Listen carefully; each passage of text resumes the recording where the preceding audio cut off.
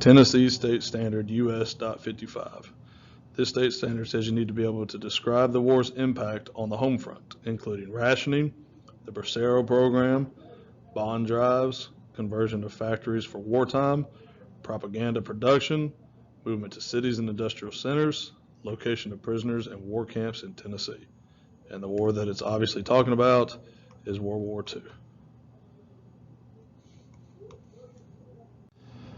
When America first got involved in World War II, our economy had to change quickly.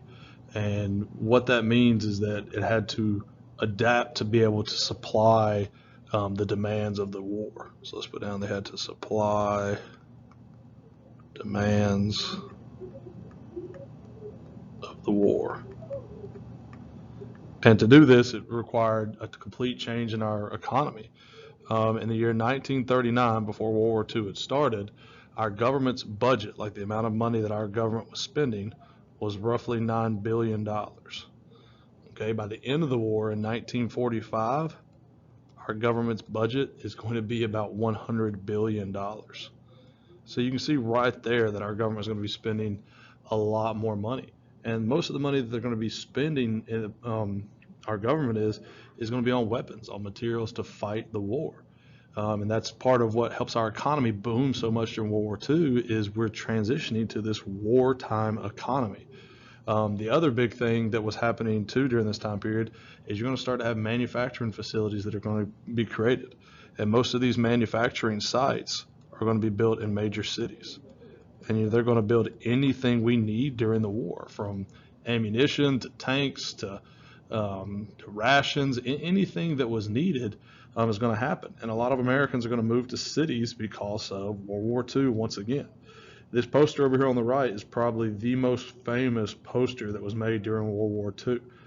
This woman right here is Rosie the Riveter. That's her nickname. And who Rosie the Riveter was, or what she symbolized, is she symbolized this mindset for the women during World War II. Women were the ones who had to work in factories because all the men are overseas fighting. And so Rosie the Riveter, you can see it here, she's saying up here, we can do it, meaning we can produce the weapons. We can do all this to help us win the war effort. Just trust us to do it. Give us the chance. And women absolutely did. They were America's secret weapon during World War II. So kind of continuing with our war economy, on the West Coast especially, you're going to have a huge boom in our production for the war effort. And the main thing on the West Coast that they're going to produce is they're going to produce boats and airplanes. And the main reason they're going to produce these boats and airplanes on the West Coast is because these were the weapons that were needed in the Pacific to fight the Japanese.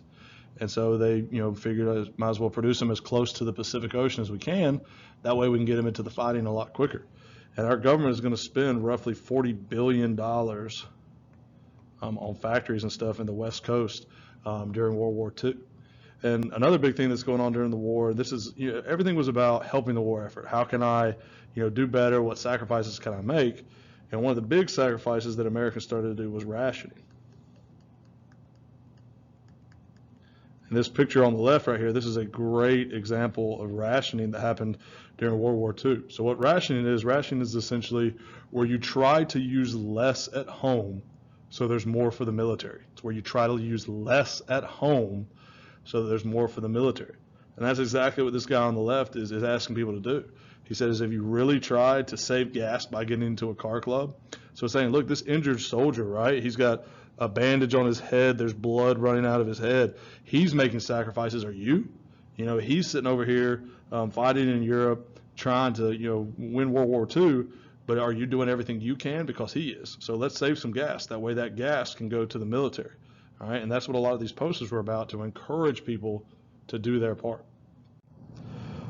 The big thing our government did during World War II is, other than make posters encouraging people to support the war, is they created this new thing called war bonds. And war bonds were a really, really clever way for our government. Essentially what they were is they were a fundraiser for the government. And the way they worked is American citizens would take their money and they would purchase war bonds. So let's say you bought a $100 war bond from our government. So you gave the government $100 cash. The government would take that money and use it to finance the war, to pay for supplies, weapons, ammunition. After the war is over, you would get that $100 back plus interest. All right, so you might get $105 back. And, yeah, you can make a little bit of a profit on it, but people weren't doing this to make a profit. People were doing this to do their part in the war effort. And each of these posters up here are encouraging people to buy war bonds. The first one, all right, you've got a soldier right here. He looks tired, and he's putting wooden crosses in the ground. And the caption is, "War bonds are cheaper than wooden crosses." And if you're not really understanding what wooden crosses are back here, these are what they use to mark the graves of dead soldiers. So basically, it's kind of giving people a little bit of a guilt trip, saying, if you don't buy these war bonds, soldiers are going to die because of you, because you didn't do what you could. This one in the middle is my absolute favorite. You've got these three little kids. Their little girl's got her doll here. Little kids, got his little hat that he's made. He's got a little toy airplane. And you've got this shadow of this swastika, which the swastika is the symbol of Nazi Germany, but it's getting closer and closer to these little kids. Like her little doll is being covered up by some of the shadow, and it's saying, don't let that shadow touch them. Buy war bonds. So it's saying, if you don't buy war bonds, if you don't do it, your kids' lives are in danger. All right, because the U.S. would lose World War II. All right, and this swastika, this Nazism, would spread in America and potentially be a problem for your kids. And this last one is the most famous. This is for the 7th War Bond Drive. It's obviously depicting the flag raising on Iwo Jima, and it's showing the Marines raising the flag on Iwo Jima, and it's the caption is, "Now all together," meaning that everybody needs to work together by buying war bonds. All right, and these war bonds drives would be with the goal just to raise money to help pay for the war effort.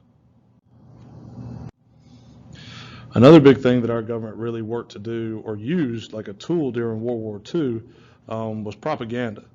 And propaganda is a dangerous tool, but when you're fighting a war like World War II is, it's almost a necessary tool. And so what propaganda is essentially is it's when you use media to try and convince citizens of something. So you're using media. When I say media, our world today it'd be internet ads or commercials, that kind of stuff. Well, back in World War II times, they didn't have all that. So they would have posters. Posters was the #1 type of media that was used for propaganda posters back then.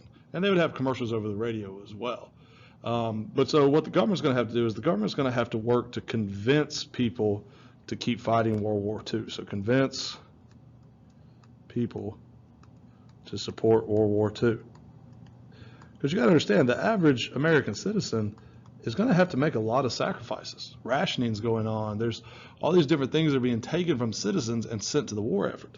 And these are two of my absolute favorite posters from World War II with propaganda. The first one is probably one of the most famous captions ever: "Loose lips might sink ships." And what this one's implying here is loose lips, meaning if you're just kind of talking rumors or spreading information, they could cause American men to die, ships to be sunk. And so what they're saying is, like, if your husband or loved one or someone who's fighting World War II, let's say he sends you a letter home saying, "Hey, my boat is leaving Pearl Harbor and sailing towards Midway Island." And if you go around town and start spreading that rumor, maybe a Japanese spy picks it up, and then all of a sudden, boom, that ship gets sunk. Keep your mouth shut. Don't spread information that you're getting from people you know. All right, this one on my right is the best. This one's so good. All right, it's propaganda, but it's also trying to encourage people to ration. And so it's saying, when you ride alone, you ride with Hitler. And it's got this guy driving in his nice car. He's got his suit on, and there's this little ghost Hitler just chilling in the front seat. And so the motivation here is at the bottom. It says, "Join a car sharing club today." So it's saying, if you ride alone, you're not saving gas. You're helping Hitler. So if you see a guy driving down the street during World War II and there's not a bunch of people in the car saving gas, you might as well be fighting for Hitler, is what they're trying to say here.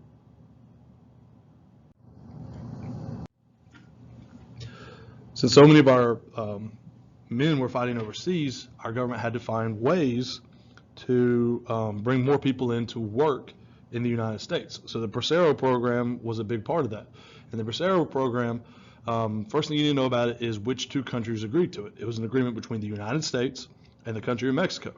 And basically what the Bracero Program did is it sent Mexican immigrants, and put IMM period, to the U.S.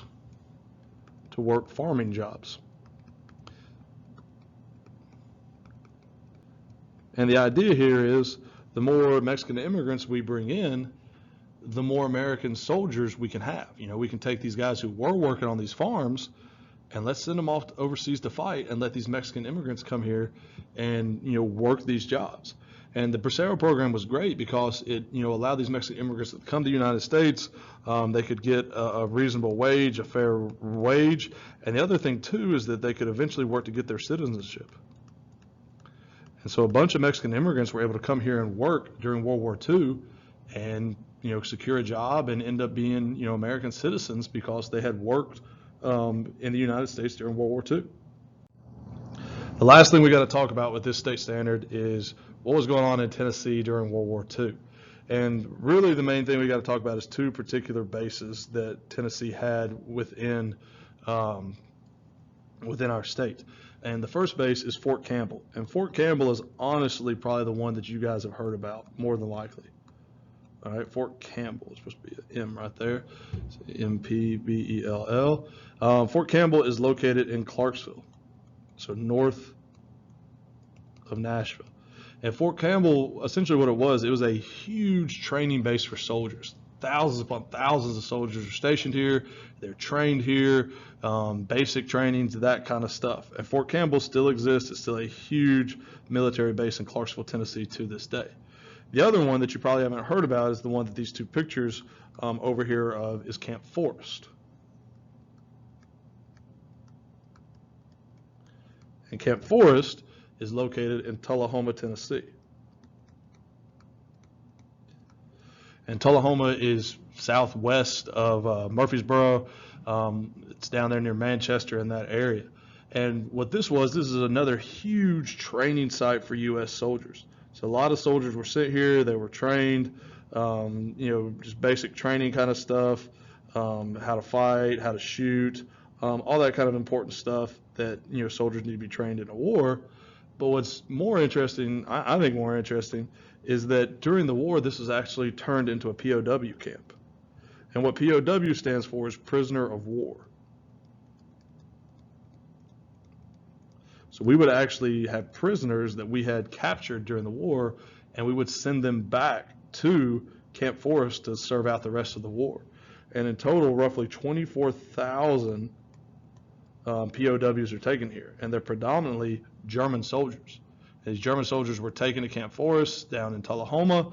They lived there for most of the war once they were captured, and some of them were even given the option to continue living in the United States after World War II.